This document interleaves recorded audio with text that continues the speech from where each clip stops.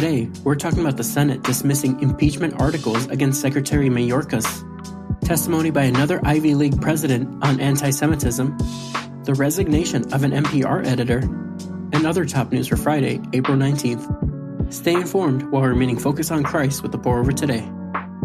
Here's the quote of the day. Never say, I tried it once and it did not work. Ernest Rutherford. Let's get started with some espresso shots. Homeland Security Secretary Alejandro Mayorkas can keep his job. Back in February, the House cited the U.S.-Mexico border crisis when bringing two charges against Mayorkas. One, refusing to enforce immigration laws, and two, breach of public trust by making false statements. The two impeachment articles narrowly passed 214 to 213 on their second attempt, making Mayorkas the first cabinet secretary to be impeached in U.S. history.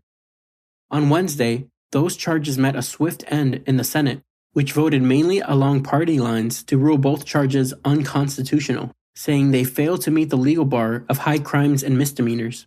Majority Leader Chuck Schumer said a cabinet member can't be impeached for carrying out administration's policies. Republicans say Senate Democrats shirked their constitutional duty by refusing to even examine the evidence.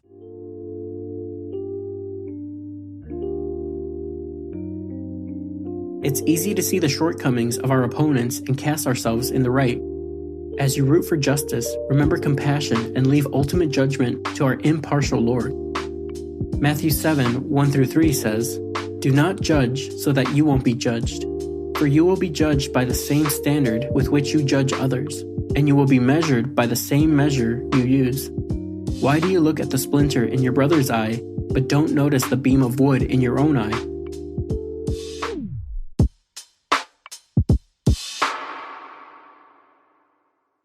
Congress heard two noteworthy testimonies on Wednesday. Nimat Shafik, president of Columbia University, faced questions from a congressional committee about rising antisemitism on her campus. The hearing was a reboot of one in December, which ultimately led to the resignations of the presidents of Harvard and Penn. Shafik, unlike her ousted peers, clearly stated that antisemitism is against the code of conduct and not tolerated on campus. However, Republicans criticized her for not imposing strict enough consequences on faculty members who express anti-Semitic views. Elsewhere on the Hill, a Boeing engineer testified before a Senate committee that the company cut corners on its 787 and 777 models and said he'd received physical threats after expressing concerns.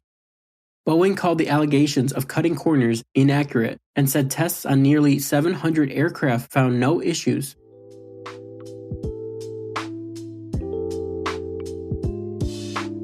Here's a verse to consider whether you're testifying before Congress or working in anonymity.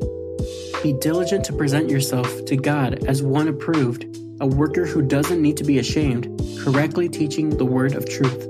2 Timothy 2:15.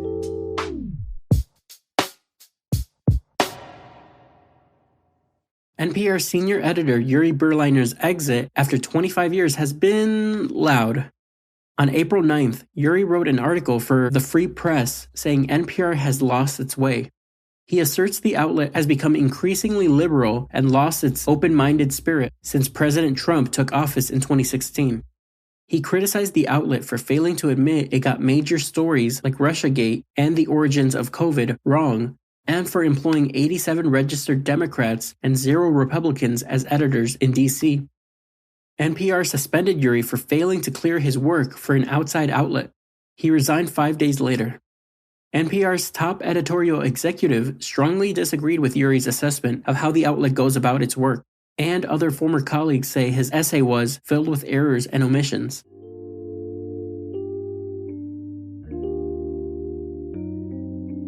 When discussing divisive topics like the question of bias in the news, remember that both your stance and how you take your stance reflect on Christ. We shouldn't sacrifice relationships to win arguments. Romans 12:18 says, If possible, as far as it depends on you, live at peace with everyone. Have you ever sat down to start your devotional and thought, I need more context? If so, let us recommend the Christian Standard Bible.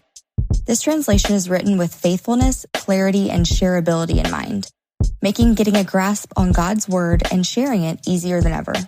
Plus, with CSB's Holman Handbook series, you can dig into the background, purpose, and structure of each book of the Bible, allowing you to lean deeper into your study. By the way, these make great gifts, and here's a friendly reminder that Mother's Day is Sunday, May 12th. Check out all that CSB has to offer and buy one handbook and get one free with promo code HANDBOOKBOGO at Lifeway.com. That's handbook, BOGO at Lifeway.com.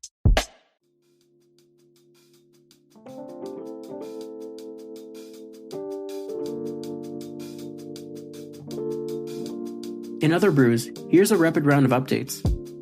Toronto Raptors' Jonte Porter has been banned from the NBA for life. An investigation found the 24-year-old had been betting on NBA games, changing his participation in games to impact bets, and disclosing confidential information to other bettors. The Raptors said they are fully behind Porter receiving the league's most extreme punishment. New York City rats aren't just spooky, they're making people sick. Cases of leptospirosis, a bacterial illness caused by rat urine, are on the rise. Mayor Eric Adams says the problem starts with trash bags on the streets, something the city's rat czar, a real job, is addressing. The city is also considering distributing rat birth control instead of poison. The Justice Department has agreed to pay around $100 million in settlements to the sexual assault victims of Larry Nassar, USA Gymnastics former team doctor. An internal investigation backed up victims' claims that FBI agents mishandled abuse allegations for over a year before Nassar was arrested. The deal, which isn't finalized yet, will bring total compensation for Nassar victims to nearly $100 billion. When it rains, it pours. Dubai received a record-breaking 2 years' worth of rain on Monday and Tuesday, flooding the desert city and clogging one of the world's busiest airports. Meteorologists say low pressure and high temperatures are to blame for the deluge, not cloud seeding, airplanes sprinkling rain clouds with substances like silver iodide to juice out maximum precipitation. The Beatles' second generation, Sean Lennon and James McCartney, the sons of John and Paul, have released a single together called Primrose Hill. It's not the only Beatles news. Ringo Starr also released a new song last week. And Disney Plus is set to re-release the Beatles' 1970 documentary, Let It Be, restored by filmmaker Peter Jackson, next month. And that's all we have for today. Thanks so much for listening. If you're listening on the Apple Podcast app, give us a 5-star rating and drop a review. If you're listening on Spotify, give us a follow and hit the notification bell to never miss a new episode. We appreciate your support and hope you have a great weekend. We'll see you on Monday.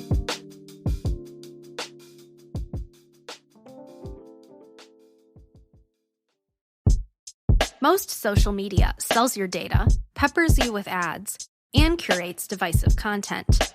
Not Tuvu. Tuvu is wholesome social media built and moderated with the whole family in mind. Choose social media that uplifts rather than drains. Check out Tuvu, that's Tuvu, at the link in our show notes.